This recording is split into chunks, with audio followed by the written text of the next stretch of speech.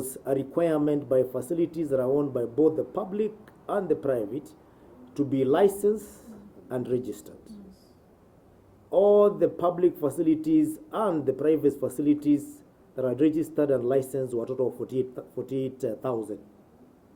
But to date, the number of facilities that are operationalized by SHA is only 7,800, which is hardly 10%. So what about the other facilities that are ready for SHA and SHA has not rolled out? When patients go to those facilities, definitely they will not be able to access that because it is not available. And therefore, we have to pull up our socks both on the side of SHA itself and the public to make sure that they register themselves. Only then will the system start working 100%, and we stop having this issue of SHA is not working. It's not working because all of us have a role to play, which we have not played, for that matter. Out of the population of almost 60 million Kenyans, only 14,000 have registered. 14, only 14 million. Out of the 60 million, only 14 million are registered. Of these 14 million 800, 8.5 are new. 6.2 are the ones that were moved from NHIF to SHA. Practically, it means that only 8 million Kenyans have taken the responsibility to register themselves to be known so that they can be treated using SHA in the facilities. What is the problem? The problem could be both attitude by the people themselves. It could be the message that is coming from us, the public, when we all the time talk about SHA is not working, and therefore people don't feel the urge to register themselves. And we are asking all the stakeholders to please urge and help all the Kenyans register themselves. It's the only way you can be able to go to a hospital and be claimed without paying, and because the facility will claim later from the SHA. If you're not registered, that is where we have that element of facilities asking you to pay for you to pay in cash because you're not in the system. How can we be able to pay KEMSA if we are still owed 9 billion by the de facto NHIF authority?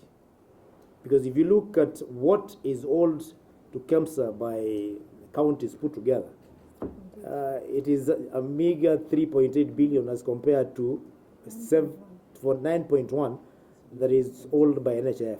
In fact, we are at a point where we are saying, why don't you just cash off, offset that money that is owed to KEMSA. NHIF should pay KEMSA so that we can continue collecting drugs and pay us the balance. It will be easier for us. But all the time it is blamed on counties. We have not paid KEMSA. We are not having drugs in the facilities. While in actual sense, it is the effort of all those other agencies to frustrate counties that has contributed to this.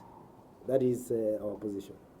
Ni mpango ambao unatugharimu pesa nyingi sana kwa sababu tunalipa fedha ambazo tunazozichukua tunalipa pamoja na interest kubwa, na kwa hivyo hatuna uhakika hata kama hizi pesa zitaendelea kuja.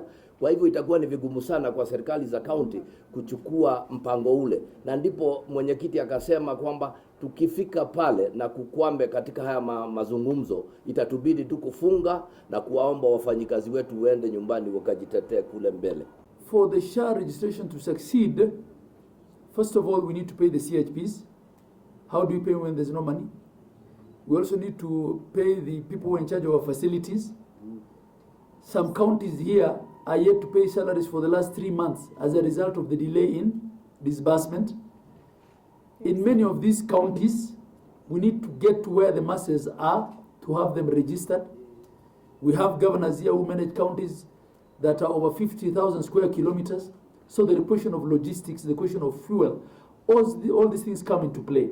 We note that as of May 2024, the total outstanding debts owed to county governments by the defunct National Hospital Insurance Fund, NHIF, was Kenya shillings 12.9 billion.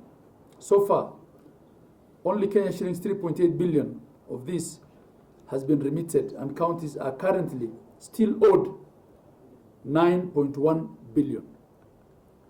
We call upon the SHA to expedite the payment of pending claims under the NHIF and SHA. This will allow for timely payment of our vendors, as well as effective service provision for the patients. Counties are receiving 50% of the equitable share based on fiscal year 2023-24's allocation. That's previous year's allocation. This is just a stopgap measure that the Council of Governors sought to ensure continuity of operations in counties due to lack of a county allocation and revenue act. The National Treasury, even on the basis of this arrangement, is yet to disburse 63.6 billion for October and November 2024 allocations. However, by December 2024, the 50% will have been exhausted, which means county governments will not receive any disbursements from January 2025. If the process results in a lack of mediated position to move the budgeting process forward, how are we expected to continue spending money when we don't know how much we should spend? Counties now don't know what to commit, what not to commit. They don't know whether to do supplementary budgets or not. And we're saying, is it fair that life moves on for national government because they went ahead and did a supplementary appropriation based on a dollar that has not been amended yet, right? We cannot do the same unless we have a CARA that has been assented to. I think these are some of the things that we need to look at, even going forward, so that this kind of stalemate does not hold the country to a grind. And to the best of our knowledge, a date of return back to the negotiations has not been announced. We are well into the 30-day available under the law for this exercise to be completed. And within that 30 days, mediation ought to be completed. Else we will be in a serious crisis, because we will have a DORA that's not supported by a CARA, and both houses of Parliament will need a 2/3 majority to overturn the presidential memo that returned that CARA, which we don't see happening. There's also another imminent problem in that the houses are likely to go on recess, and from what we gather, according to the calendar, are unlikely to come back before February of next year. And you know, our fiscal year ends in June, so there ought to be sufficient time between when this budgeting process is finalized, consummated, and the fiscal year end, to allow us to implement the budgets. We note with great concern the delays by the Controller of Budget to approve requisitions for the withdrawal of funds. This is unacceptable to an institution that's supposed to be facilitative. We call upon the Controller of Budget to stop being a bottleneck to this process and ensure counties access their funds in a timely manner.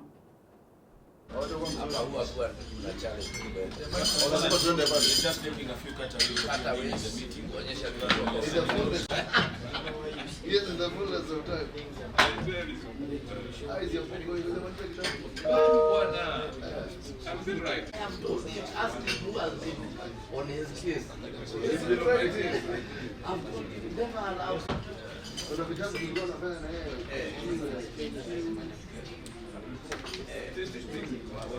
That is the reason.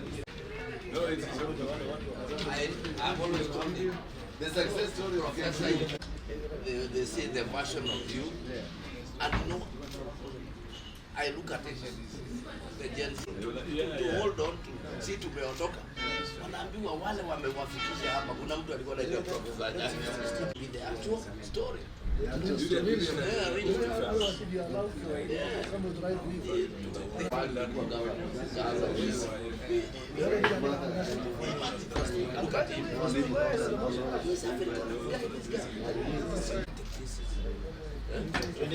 But it's a better way. For example, renting your own member. Not sitting stupid with money.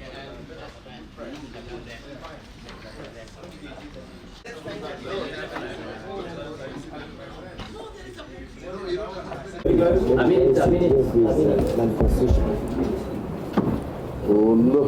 There is also James in the constitution. Doing wrong.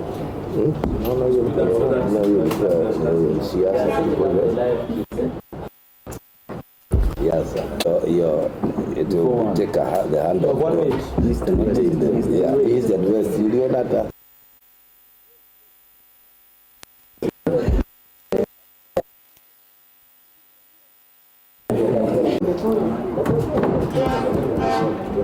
I think we can start.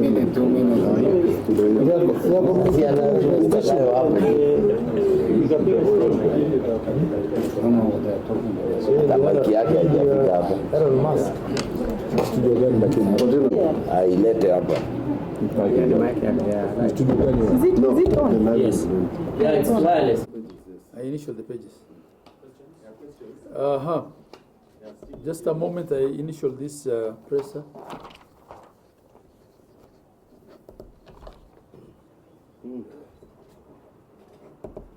Yes. Still waiting for did we expect to see it. And then the other one will be on the status of the mediation that you know an 18-member committee was set up recently with regards to the equitable revenue for the counties. Thank you. From what we know, Najua maswala tumeyazoea tu bungeni, lakini langu sijui labda kama litachukuliwa na mwenyekiti wa afya, manake ukiangalia wananchi wengi wanahangaika sana katika hospitali mashinani na nyingi, utakumbuka kwamba